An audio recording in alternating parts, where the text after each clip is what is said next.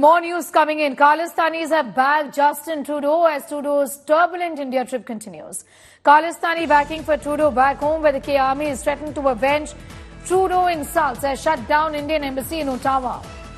Khalistani thug threatens reprisal over Trudeau's snub. Khalistani threat will avenge Trudeau mockery, will target Indian envoy for Trudeau's flight in India.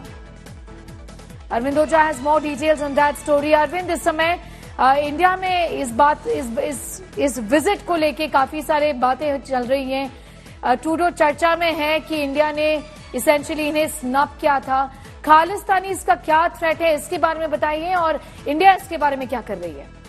देखिए, जब Trudeau India में थे तभी 11 सितंबर को आपने देखा कि किस तरीके से इंडिया टुडे ने दिखाया था कि किस तरीके से ट्रूडो इंडिया में थे, और 11 सितंबर को बाकायदा कनाडा में जो खालिस्तानी एक टेररिस्ट है और जो खालिस्तानी समर्थक है वो बाकायदा इंडियन गवर्नमेंट को लेकर एंटी इंडिया स्लोगन राइज करते हैं, और वहां पर अलग खालिस्तान को लेकर रेफरेंडम को लेकर वोटिंग वहां पर होती है गुरुद्वारे में सुरवे में।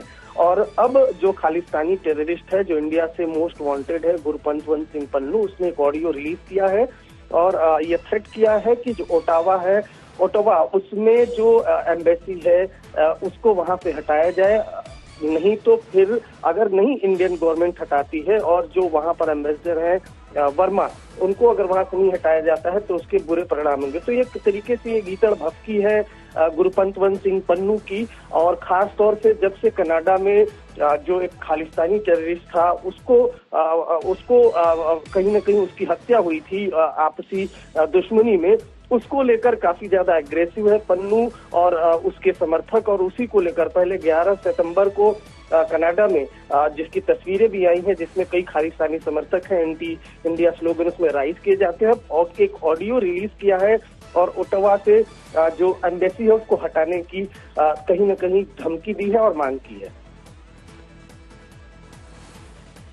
अरविंद, इंडिया का इस पर क्या कहना है? भारत इस थ्रेट को कैसे देखती है और क्या करना चाहती है? कैसे इसे कनाडा की सरकार के साथ रेस करेगी इस मामले को?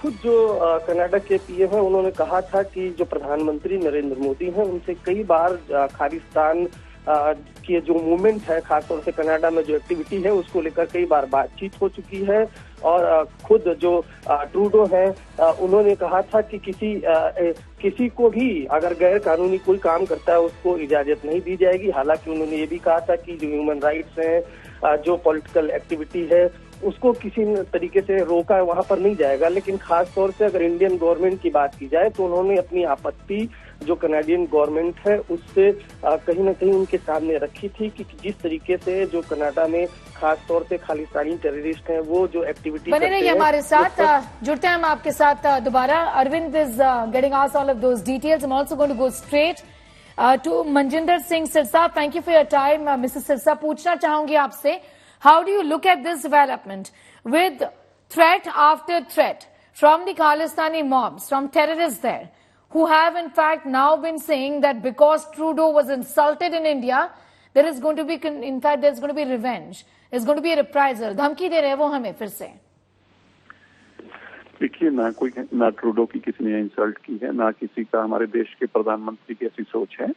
एक देश के प्रधानमंत्री जब अध्यक्ष दूसरे देश से मिलते हैं तो उन्होंने अपनी आपत्तियां जताई जो कि बड़ी जायज थी, बड़ी वाजिब थी।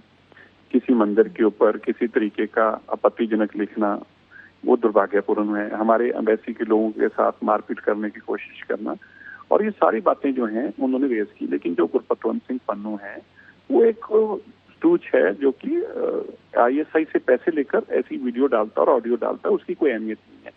उसको कह रहे हैं एम्बेसी बंद कर देंगे। अरे भाई, उसको ये पूछो, एम्बेसी तो भूल छोड़ो, उसके कहने पे एम्बेसी बंद करना तो दूर की बात है। वहां पे उसके कहने पे तो कोई आदमी उसकी खुद की बात सुनने को तैयार नहीं है।